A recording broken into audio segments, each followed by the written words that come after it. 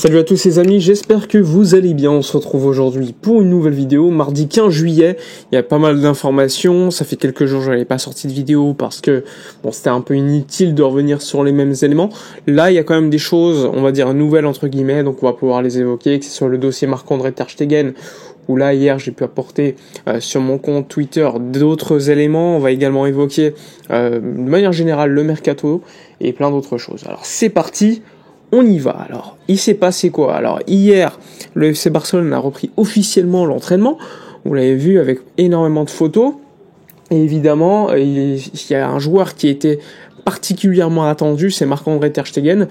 Et ce qui a surpris, c'est qu'il ne s'est pas entraîné avec le groupe.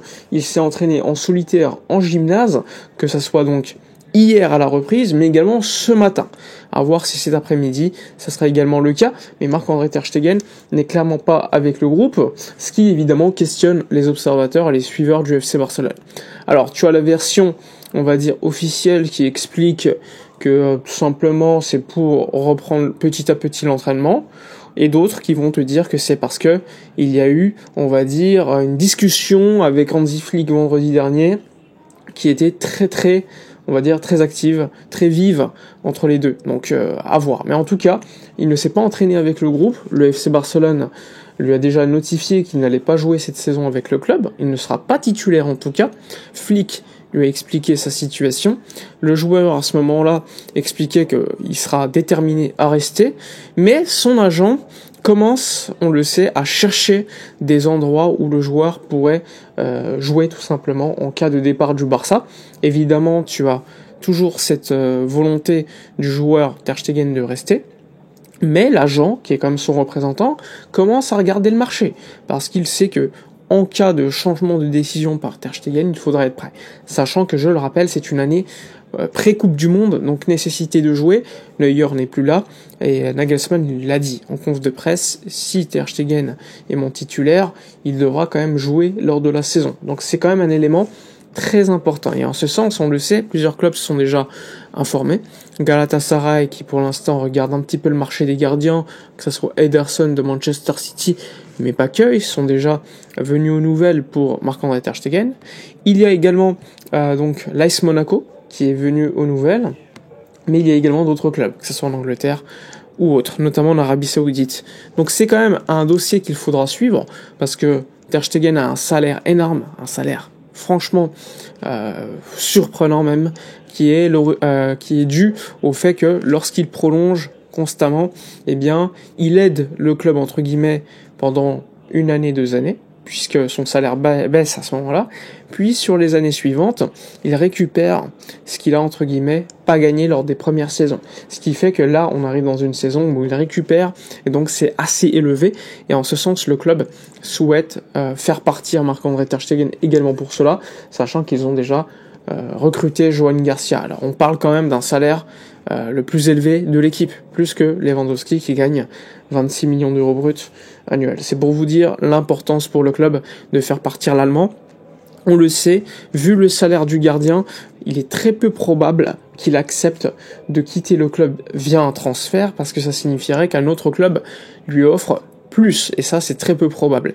Et donc l'option la plus probable en cas de départ, c'est un prêt avec participation par le Barça du paiement d'une partie du salaire. Il ne faut pas être naïf, c'était une certitude en cas de départ. Maintenant, le club le sait et veut surtout mettre fin, on va dire,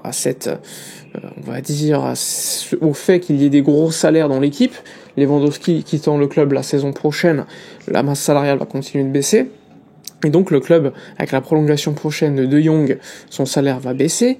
Et là, tu as également donc le dossier Ter Stegen. Donc il y a une volonté quand même de revenir à la norme, puisque le travail de manière générale a été plutôt bien fait concernant les prolongations de contrat, concernant la baisse de la masse salariale par rapport à des saisons, on va dire juste post-Covid 2021 et avant, avec évidemment la présence des Jordi Alba, Busquets et consorts.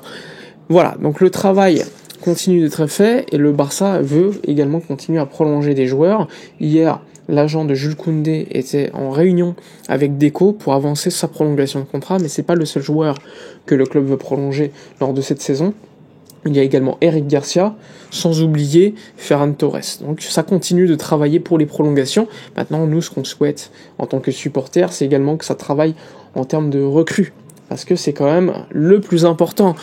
Je l'ai déjà dit, les dossiers du latéral, pour moi, le dossier latéral est importantissime. Pour l'instant, il n'y a pas d'informations. Mais bon, le mercato, on est que le 15 juillet. Il y a également l'ailier gauche, et là, on attend toujours ce qui peut se passer. Fernando Polo, ce matin, a sorti un article expliquant que Liverpool pourrait être la clé, parce qu'en signant Rodrigo, le joueur du Real, eh bien, le Liverpool pourrait céder Luis Diaz. Mais à quel prix? Encore une fois, c'est très cher, et donc le club, on le sait, a fixé une certaine limite, et n'ira pas au-delà. La priorité, selon Fernando Polo, c'est le Barça pour Luis Diaz en cas de départ. Il n'exclut pas de rester, mais s'il partait, sa priorité serait Barcelone, selon Fernando Polo. De l'autre côté, tu as la presse munichoise qui commence à abandonner le dossier Luis Diaz parce que ils savent que ça va être très cher. Et surtout que Liverpool, pour l'instant, ne négocie pas. Est-ce que c'est une question de timing ou une réposition de force dans les négociations? On le verra. Mais en tout cas, le Bayern travaille sur Trossard et d'autres joueurs. Donc ça peut nous signifier que Luis Diaz est plus proche de rester que de partir au Bayern. Donc à voir. En tout cas, le Barça a comme alternative Marcus Rashford, et là il n'y a pas de débat. Le joueur veut venir, le club est très intéressé.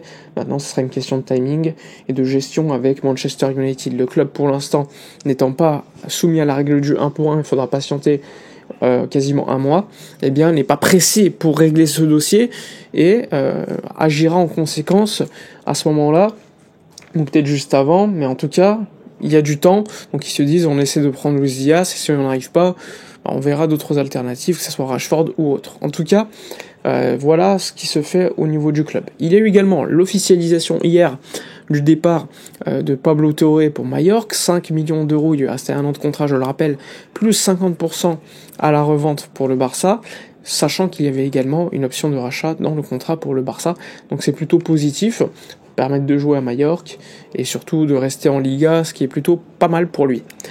On a également officialisé le transfert de Rooney Bargi, le joueur de Copenhague, le Suédois, qui était, je crois, formé à Malmö. Et donc, ça aussi, acheté pour 2 millions d'euros. Copenhague garde 15% à la revente. Contrat équipe B, donc pas de problème pour l'inscrire. Il jouera selon l'effectif et surtout selon la prépa en Asie. Si ça se déroule bien pour lui, il va rester. Sinon, je n'exclus pas un départ en prêt. Voilà pour toutes les informations, on va dire, les plus importantes de ces dernières heures. Les prochaines infos seront probablement les prolongations de contrat de De Jong ou encore de Koundé, mais en tout cas, voilà, concernant ces infos. N'hésitez pas comme d'hab à donner votre avis dans les commentaires, à liker, commenter, partager. Moi je vous dis à la prochaine et d'ici là, comme d'habitude, portez-vous bien.